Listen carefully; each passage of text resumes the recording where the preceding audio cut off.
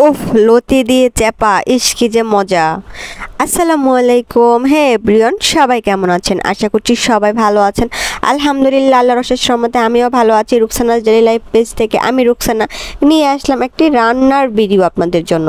রান্নাটা কি জানেন? চ্যাপা দিয়ে লতি। তো কারা কারা চ্যাপা দিয়ে লতি খাইতে পছন্দ করেন তাদের জন্য কিন্তু আমার আজকের এই ভিডিওটি। আর অবশ্যই কিন্তু সম্পূর্ণ ভিডিওটা দেখেই যাবেন, কেমন? তো চলেন শেয়ার করি আমাদের, মানে আমরা যেভাবে রান্না করি সেটাই আপনার সাথে আজকে শেয়ার করব।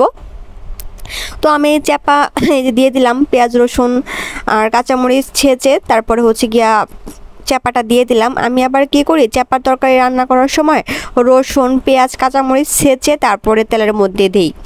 আর কি একটা গ্রান যে আসে, ইস কি বলবো, মানে এই রান্না করার সময় এই যে চাপা যখন কষাই আমি, তখন যেটা গ্রান আসে, এই গ্রানের প্রেমে পড়ে যাই। আর চাপার তরকারি মানেই তো আমার ভালোবাসা, আমি কি বলবো।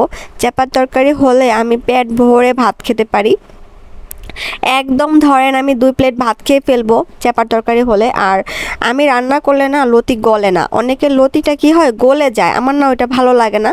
আমার কাছে মনে হয় কি লতি যেরকম আছে ওই রকমই থাকবে, জাস্ট সিদ্ধ হবে। তো ওই রকমভাবে রান্না করতে হলে আপনাদের একটি কাজ করতে হবে। তো সেই কাজটি হচ্ছে গিয়া আপনার অল্প পানি দিতে হবে। তো সুন্দর করে আগে ভালো করে কষিয়ে নেবেন তরকারিটা, যাতে লেগে না যায়, আবার লেগে গেলে কিন্তু ভালো লাগবে না।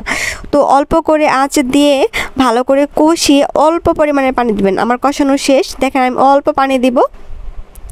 অল্প পানি দিয়ে ফার্স্টে একটু জালটা বাড়িয়ে দেই, মানে দেখতেছি আসলে লতিটা সিদ্ধ হতে আর কতটুকু পানি লাগতে পারে। তো তারপর হচ্ছে কি অল্প পানি দিয়ে যখন পানিটা টেনে টেনে আসতেছে, তখন জালটা একটু কমিয়ে দিলে লতিটা সিদ্ধ হয়ে যাবে। আর এতে করে কি হবে জানেন, লতিটা গলে যাবে না। আমার কাছে লতি গলে গেলে একদমই ভালো লাগে না। তো কারা কারা লতির তরকারি পছন্দ করেন অবশ্যই কমেন্টস করে জানাবেন। ভিডিওটি ভালো লেগে থাকলে অবশ্যই কিন্তু লাইক কমেন্ট শেয়ার করতে ভুলবেন না। আল্লাহ হাফেজ।